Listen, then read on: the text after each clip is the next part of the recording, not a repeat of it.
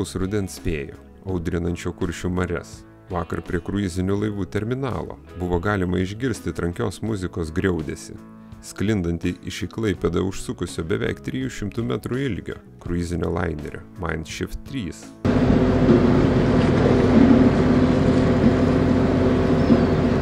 Nors šis maršrutais Kylis Klaipėda Gdynė bei Ryga ir Gotlandas plaukiantis laivas mūsų uostamiestyje gana dažnas svečias. Šį kartą jo vizitas buvo išskirtinis.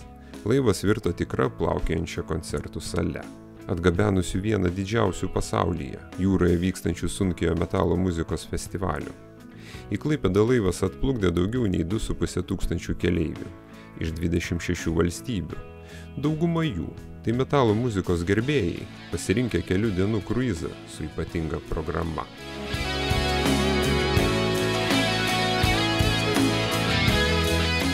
Laive rinktose scenose pasirodė šio muzikos žanro legendos bei simfoninio skambesio atlikėjai.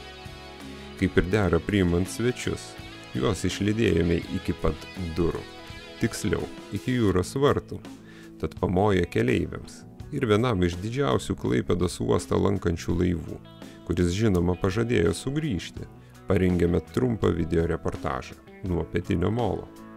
Nors vasara jau baigėsi, o pajūrio toliuose, žvarbiais rudens vakarais, matyti tik pavieniai lankytojai, Klaipėda vis dar išlieka gausiai turistų lankomas miestas.